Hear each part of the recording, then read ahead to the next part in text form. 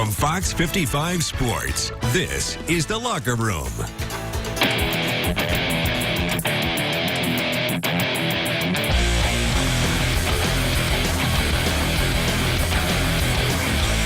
I mean, it means a lot. It's county championship, biggest game of the year so far, and I think we're all ready to go. Right now, I think we're on cloud nine. We all got our heads in it. We're ready to win a big game, and I think we're super confident for this one. We're confident.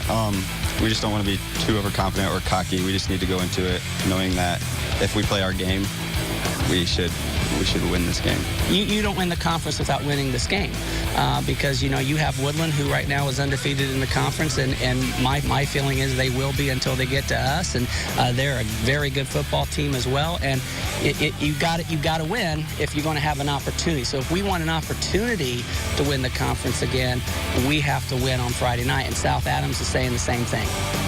Just being so long since we've had an ACAC title, I think that means a lot, and that would just get our momentum going to get closer to that goal. Well, one of our goals in the preseason was to win the ACAC, and you can't do that without beating AC, so you got to go out and do it. It's awesome. It's the games you dream about when you're a little kid, playing Friday night at home, AC, both teams undefeated. It's what you dream about. Yeah, I mean, obviously a huge game every single year. They have a really, really good football team, as they always do. A team full of seniors. I think they start 11 seniors on offense. We're a little bit younger of a team, but we won't be intimidated. We'll play every game as hard as we can. We have a great group of kids who work really, really hard, do things the right way, and that they're fun to coach right now. They play for each other. So with that, we say good evening, everyone, alongside my partner in crime, Peter Hood. My name is Justin Prince. Pete, you know, there were big games in the SAC, NE8, and NECC tonight, but let's be honest, Adams County was the place to be on this Football Friday. Yeah, it's always big when Adams Central and South Adams meet on the gridiron, right? But when they're both ranked top 10 in the state, my mic's off. There we go. Am I good now? Am I there? Both undefeated, both ranked top 10 in the state, and both legit contenders for a conference title. Makes it a little extra special when these two meet on the gridiron. Absolutely it does. So to Bern we go. I'll take care of these ones. Parker Bates and the 1A number 3 Jets making the short drive to take on the 6th-ranked Starfires. Standing room only at Starfire Field. South Adams gets the ball first, but they're forced to punt, and Nick Miller's boot is blocked. Adams Central comes up with it right around the 10-yard line, and then a few plays later, Bates goes into the end zone. Standing up on the QB keeper, Jets jump out to the early 7-0 lead. Ensuing possession for South Adams. The young Starfires trying to respond, but they're going nowhere. There's about 6 white jerseys swarming to the ball in this clip.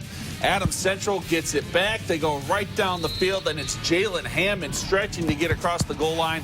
14-zip Adams Central. South Adams would get 6 before halftime, but the Jets pull away in the second half. They move to 6-0 with the 49-12 win. And a couple other ACAC scores for you. Woodland topping Jay County 42-21, and Bluffton downing Southern Wells 30-0. Heritage beats Spark Tudor tonight. Is my mic on, guys? Are we here? No? 32-6, the final there. Justin, back over to you. And over to Zollner Stadium now, the first SAC matchup of the night. SAC leading Bishop Dwenger. The home squad hosting Concordia early third quarter. We are having some technical difficulties for you. We still have the scoreboard. There we go. Now we got the video. Early third quarter, Saints up 3. 3rd and long, Brendan Lytle keeps it on the option. That was a bad choice. Nick Craddock comes up for the sack. Dwenger forced to punt, but that would be Dwenger D. It's a problem. Jake Bird drops back to pass on 3rd down. He gets wrapped up by TJ McGarry for the sack. Cadet's forced to punt. On the punt, Griffin Eifert fields the ball, takes his time, finds a seam, and he's off to the races. Returns the punt deep inside Cadet territory. Tackled by Craddock at the 7. A couple plays later, TJ Tittman takes the handoff, punches in from 6 yards out. Dwenger takes the 36-7 lead after the 2-point conversion. And the Saints march on with the 36-13 win. So Dwenger sits alone atop the SAC. The winner of this game takes sole possession of second place. Derek Moore and Wayne hosting Snyder tonight. They were tied at 7 at halftime. Pick it up. First drive of the third quarter, and you know 7-11 stays open all night long. Brandon Young hits Craig Young for a first down. Later on in the drive, it's Young finding Devonair Kelsaw. Great effort to get in the end zone. Go ahead and throw the nickel up. Wayne takes their first lead of the night, and they weren't done. Ensuing possession for Snyder. Ball gets popped in the air. Tristan Purnell having a monster year for the boys in powder blue. He comes up with the INT. Wayne takes advantage of the good field position. This time it's 7, keeping it by himself. BY in for 6, and the party is on the south side. Wayne's wins its 5th straight game. Their first win over Snyder since 2014, 21-7. Your final.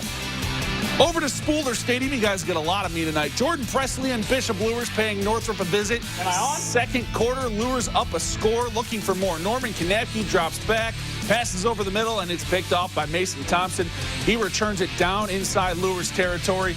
Later on in the drive, Bailey Mirzo hurt. Seth Pearson in at QB. It's not too hard to do this. Hands off to Jeremiah Green. He punches the ball in from a couple out, and we're all tied at 14. Later in the half, Northrop driving again. Green takes the handoff, gets outside, and he goes down the sideline for the big gain inside Knight territory. Northrop would settle for a field goal on the ensuing kickoff. Jordan Presley would house the kick from 99 yards out. Here's about the last 30 of it for you. Lures goes on to win a shootout, 45-43, your final. All right, let's head over to Homestead. There we got you. My mic's working now. Sparty trying to snap its 3-game losing streak, hosting Northside tonight. Legends coming off their first win since 2016, but this one all Homestead in the first half.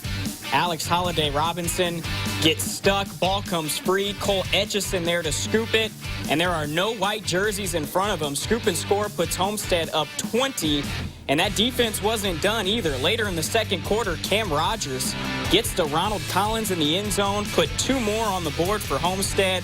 And then just before halftime, Jake Archibald keeps it himself from 15 yards out. Homestead led 29-0 at half. Their losing streak is over. Sparty cruises to a 36-7 win. Final stop in the SAC takes us out to Carroll. Chargers hosting Southside tonight. First drive of the game for the Chargers. Gavin Vogt hits Nathan Hara on 3rd and long. He takes it down for the first down. And then a few plays later, Vogt, one of the top passers in the state coming in tonight, finds Camden Childers for the 6-yard score. And Carroll takes the 7-0 lead.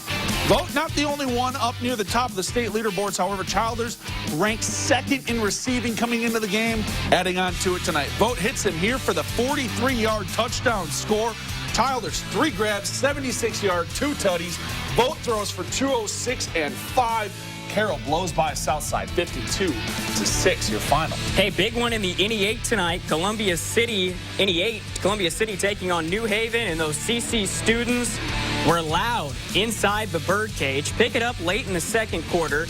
Eagles deep in Bulldog territory. Greg Bolt keeps it, but gets caught behind the line by Samuel Honshu, forcing the Eagles to turn it over. That sack would make Bulldogs coach Jimmy Lynn happy, but this would next drive. Bulldogs quarterback Tim Jordan going up top, but he's picked off by TJ Bedwell, giving the Eagles the ball back, and they would march the other way with it. Last play before the half, Bolt puts it into the back of the end zone. And you know, Justin, the football is like a one-man cold for receiver Jacob Bolt. He's the only one catching it. That catch would put the Eagles up 7 at half. C-City holds on to pull out a huge win. NE8 title hope still alive, 21-7, the final. Staying in the NE8, homecoming down at Belmont. Braves playing host to Leo. Pick it up second quarter. Score tied at 14. Belmont driving, but the drive ends here. Joe Laughlin coughs it up. Joe Miazga there to scoop it, and Leo is in business just before the half. Ensuing possession for the Lions. Peyton Wall. He's going to get it on the jet sweep, get some nice blocking downfield, and check out that wall. It's a big wall to be behind. Just refusing to be brought down. Big gain on that play. And just moments later, Lions taking a shot. A.J. Restivo looking for Peyton McHale. He finds Noah Macklin instead. Belmont gets the pick. They go to the locker room tied at 14, but Leo pulls away in the second half. Lions win it 42-27. More scores from the NE8. DeKalb all over Huntington North tonight. 42-0 the final there for the Barons. East Noble, little scare from Norwell, but East Noble able to hold on to win 36-22. Off we go to South Whitley as the Whitko Wildcats battling the Southwood Knights. Picking it up in the first as Wildcats going toe-to-toe with 1A number 5 Southwood. Whitko running back William Rose picks up 7 yards on the carry. Whitko trying to establish that run game early, but Dominic Mosley gets stuffed. Whitko would turn it over on their first drive, but just as the Knights did to the Wildcats on their first drive, the Knights go 3 and out, giving the ball back to the Wildcats. Southwood would score a lot tonight. They beat Whitko 49-0, the final. Up to Angola we go, an NECC matchup between 4A 7th-ranked Hornets and Fairfield. This one all Angola from the word go. Already up a score. Jarrett Gibson finds Keon Spencer on the play-action pass for the big touchdown. Hornets go up 14. Later on in the half, Gibson says, I'm going to take care of this one myself. He keeps left on the option, takes it in from 5 yards out to put Angola up 21. And they just kept on rolling from there, Pete.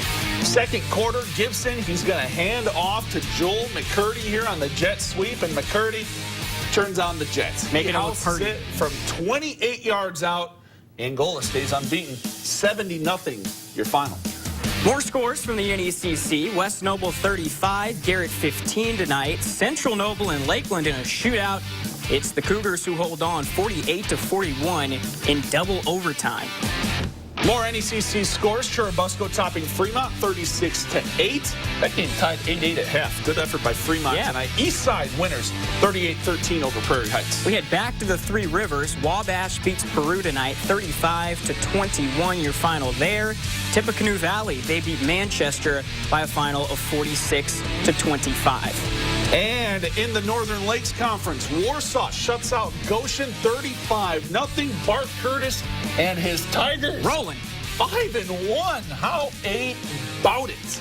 Last but not least, we head back to Wayne for our play of the night. The go-ahead touchdown for the Generals in their huge win over Snyder. Devonair Kelsaw, look at the effort to get in the end zone. That was a 4th down play. They had to get in. They did, and the Generals beat the Panthers for the first time since 2014 as you see it again. Congrats to Coach Moore and the Generals down there. Absolutely. That's a big win. But Dwenger rolls on once again, looking like the top dog in the conference. I mean, at this point, no doubt, Dwenger already has that win over Wayne, so Wayne is alone in second place now, but they would need Dwenger to lose twice. And Wayne obviously would have to go undefeated in order to hoist that victory bell. So big congrats to Wayne, but Dwenger's still firmly in the driver's seat. You never know what's going to happen with the rest of this season. So you can't predict anything. No.